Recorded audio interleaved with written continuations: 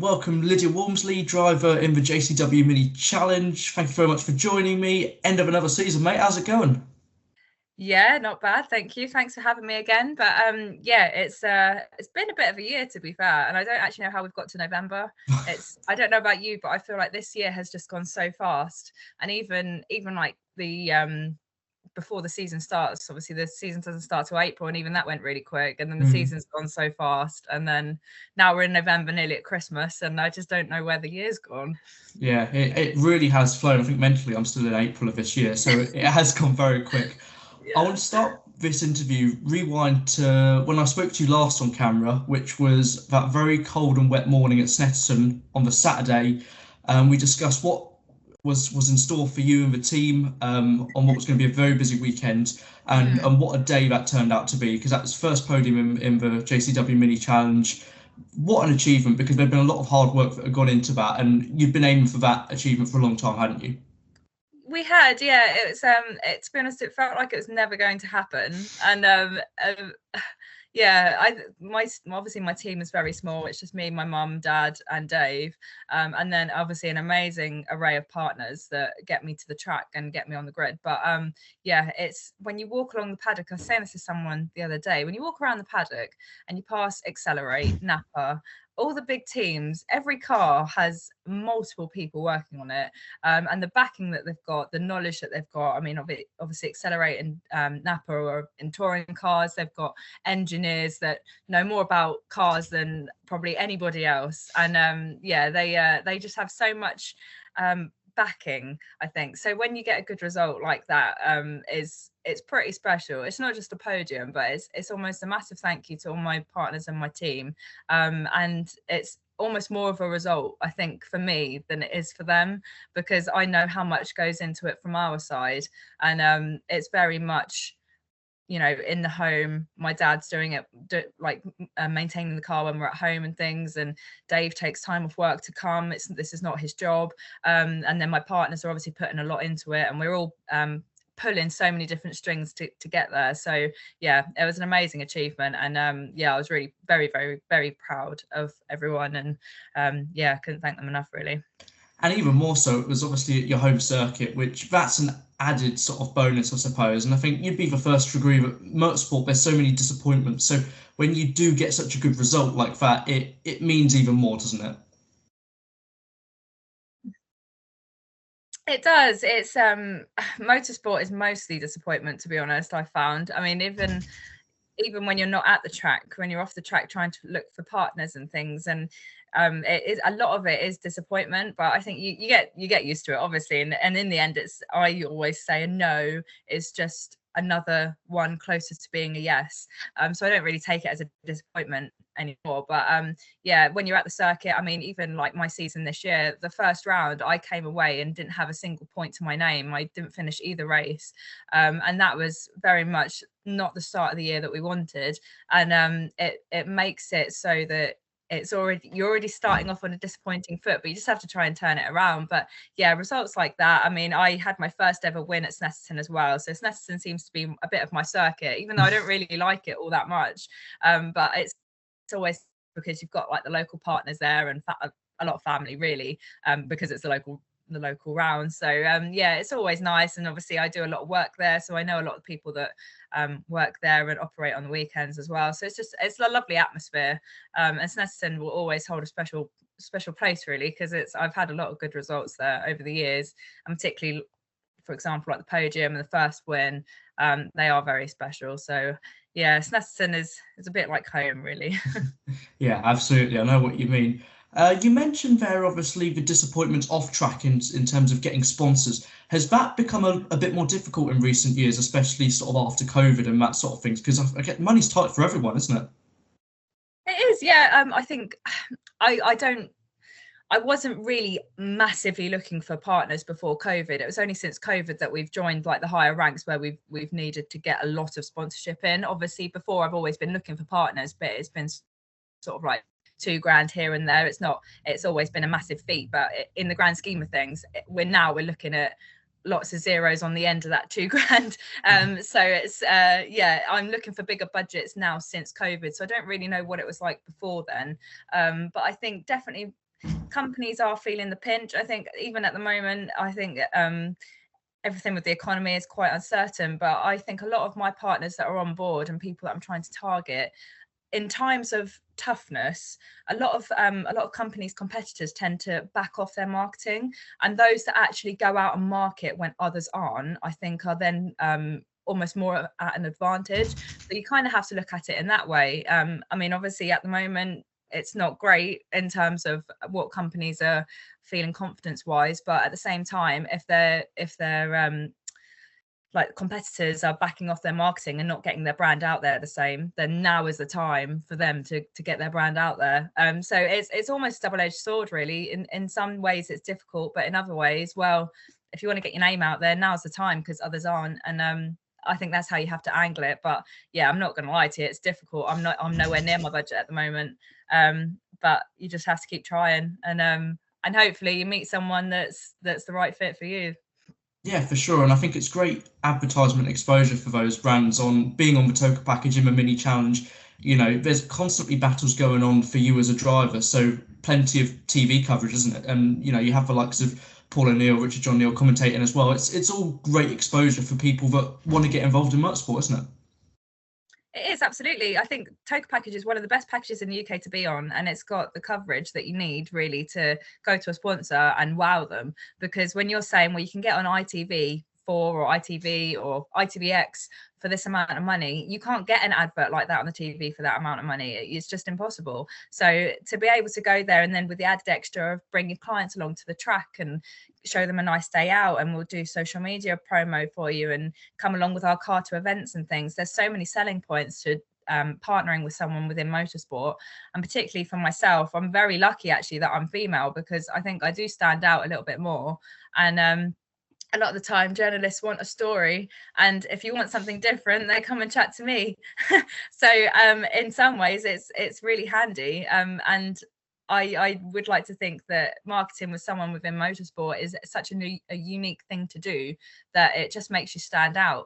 And yeah, obviously you need to find the right people for that, but in terms of the sustainability within motorsport, I think a lot of the time when you chat to companies, they're cautious of that, but there's so much going on nowadays to make motorsport more sustainable, and make it more environmentally friendly. So even that aspect you can cover as well. So yeah, it's an amazing package to be on. And obviously Paul O'Neill and Richard John Neal, they sing my praises quite a lot on the TV, which is lovely, and I've got a nice relationship with them. So yeah, I love being a part of motorsport and the Toka package, and it brings so much advantage to it as well.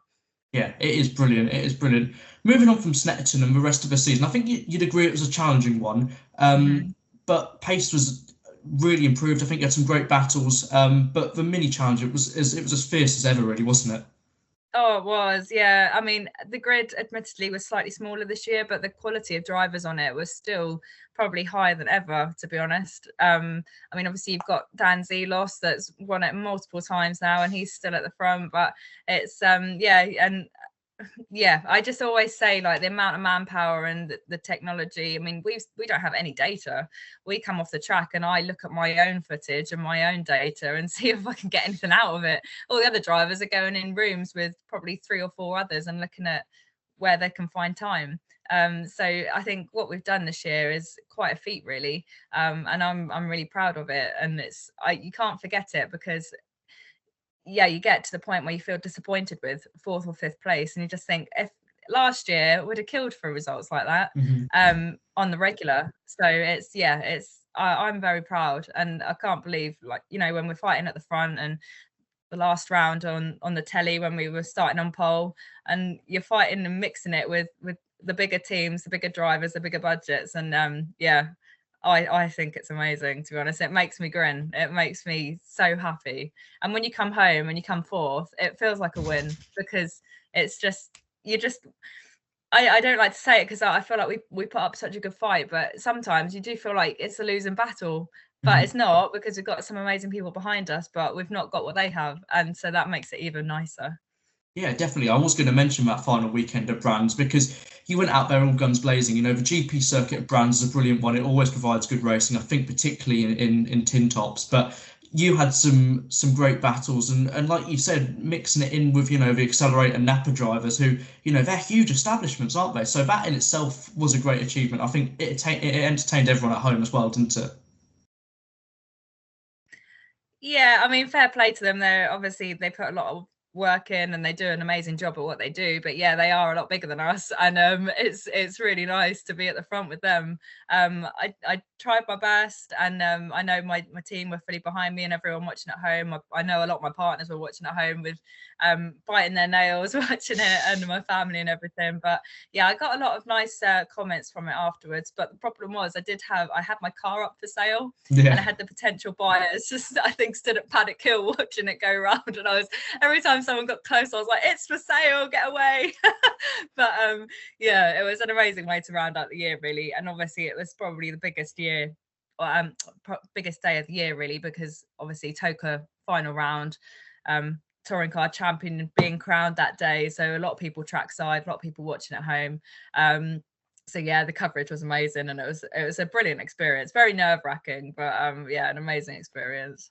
Yeah, it was a really great way to round out the year, and I think you've been very sort of open that your car did then go up for sale. Obviously, it made a great story within the race, with fears of any dings on it during any battles. But you've made that pretty clear to everyone. I'm not going to ask the obvious question. I'm not going to bug you about next year or whatever. But it's I guess for you as a driver, it's always exciting thinking of what's going to be happening in the future, even though I'm sure there's going to be lots of hard work before whatever that is, isn't there? 100%. The Mini has gone, so I have sold that. But yeah, it's the problem is if you want to move on, you always have to spend more money, and that's the biggest problem, because if even if you want to do a sideways step, it's still probably going to cost you more. And we keep the budget down by doing everything ourselves. So we're not paying a team to do the mechanics, and we're not hiring a car because we've always owned a car before. And so anything further on from that, I mean, anything that's more expensive than a Mini, ultimately we can't buy, so we have to rent, and then we have to insure it, and just things like that. Everything just gets more and more expensive, and before you know it, you spent a lot of money. And yeah, it's all sponsor money, which obviously I'm very thankful for, and amazing that my sponsors are on board with me. But unfortunately just need more. And if you want to move up, you just need to find more people to join the journey. And like we've alluded to previously, that's difficult. But yeah, so we'll see what happens. At the moment, I haven't got any fixed plans because I can't confirm that I've got the budget to do anything else. So we'll see. But I mean, I'm sure I'm working hard, so we're trying to make it happen. But yeah, it's the same for everyone. I think every racing driver at this point of the year, I think you're very lucky to know for sure what you're doing. And what a position to be in. Fair play to anyone that's in that position, because you must have worked hard. But yeah, it's so hard, as you know. But I don't think I'm alone in that. It's a universal problem. It's a good problem to have, I think. Yeah, I mean, I suppose it makes it more rewarding if you then do line up on a grid the following season and then look back on that, Christmas period where you should be relaxing and eating roast potatoes, where instead you've been working hard to get new sponsors, because it is a lot of hard work. But like we've said in the interview earlier, when good stuff does then happen, it's very rewarding, isn't it?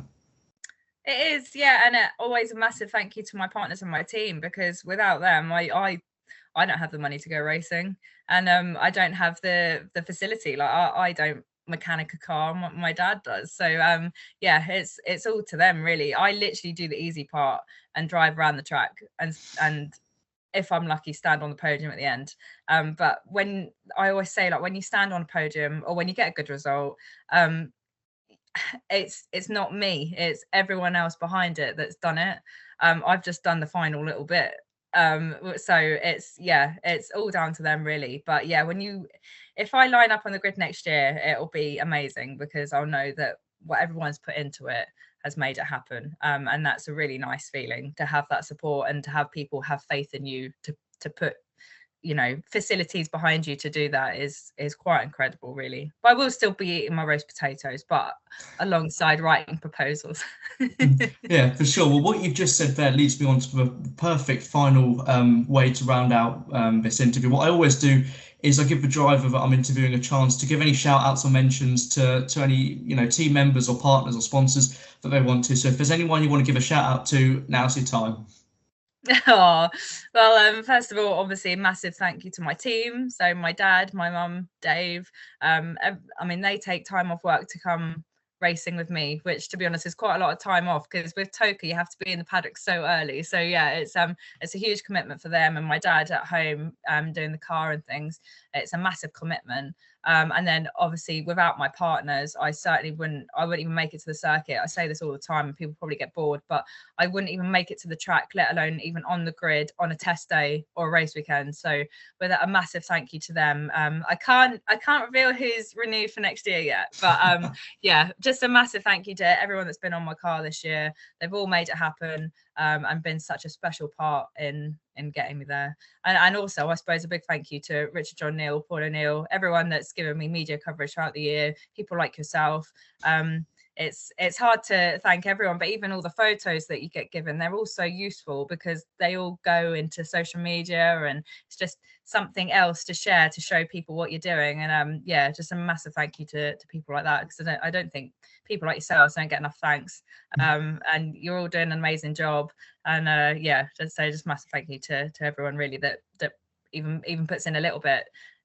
You know, a photo is still amazing because it's something to share. So yeah, absolutely awesome stuff. Thank you very much. Lovely way to round out the year, because it's my final interview of the year, which is like we were saying at the start of the interview. It's crazy how quickly it's gone. But it's been great to look back on what's been a very interesting year for you. And yeah, thanks so much for joining me today. No, thanks for having me. It's lovely to chat to you as always. Yeah, absolutely. Hope the rest of the winter goes well for you, and hopefully see you somewhere next season. Yes, thanks, and you. Cheers.